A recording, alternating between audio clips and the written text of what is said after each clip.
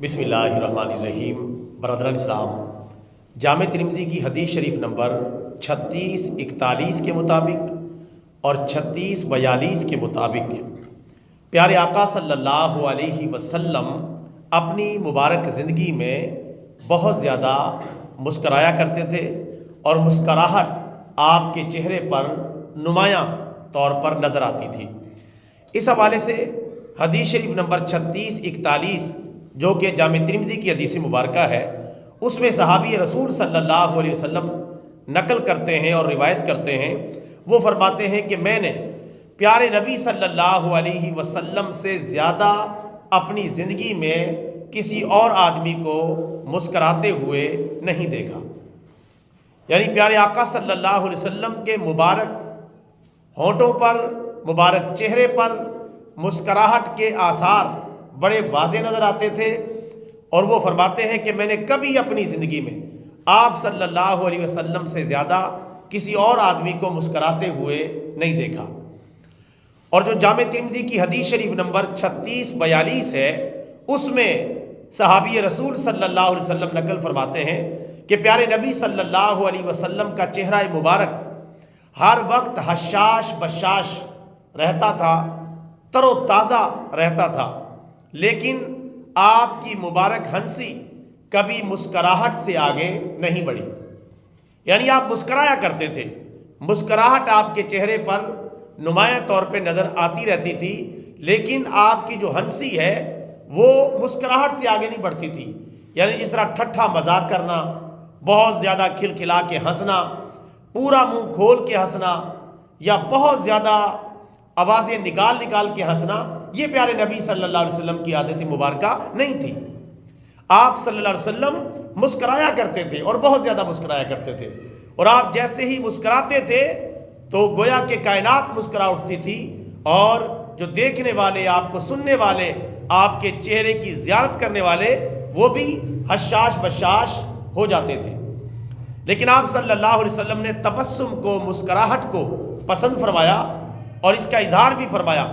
آپ صلی اللہ علیہ وسلم ٹھٹھا مذاق کے طور پہ ہنسنا،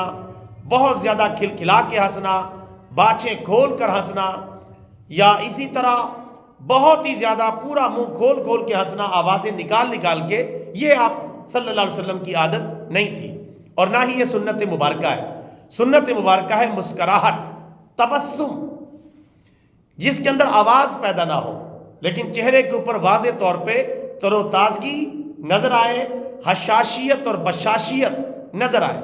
یہ آپ صلی اللہ علیہ وسلم کی سنت ہے۔ لیکن کبھی کبھار کچھ آواز نکل بھی جائے لیکن کنٹرول میں ہو تو اس کی گنجائش تو ہے، لیکن یہ سنت نہیں ہے۔ سنت ہے پیارے آقا صلی اللہ علیہ وسلم کی کہ مسکرانا اور تبسم اختیار کرنا، کیونکہ آپ صلی اللہ علیہ وسلم کے ایک فرمان کے مطابق زیادہ ہنسنا، بہت زیادہ مسکرانا، اور یعنی بہت زیادہ کھلکھلا کے ہنسنا، زیادہ ہنسنے سے مراد کھلکھلا کے ہنسنا، ٹھٹھا و مذاق کے طور پہ ہنسنا، یہ دلوں کو مردہ کر دیتا ہے۔ یعنی وقتی طور پہ تو بندہ ہنس رہا ہوتا ہے بڑے واضح انداز میں، منہ کھول کے، لیکن یہ دل کو مردہ کرتا ہے اور آدمی کی توجہ اللہ کی طرف، آخرت کی طرف، قبر کی طرف اور قیامت کی طرف کم ہوتی چلی جاتی ہے، اور وہ دنیا پرستی کی طرف زیادہ بڑھتا چلا جاتا ہے، چونکہ اس کا دل مردہ دل بن جاتا ہے۔ اور یہ دل مردہ دل نہیں ہے، اسے زندہ کر دوبارہ،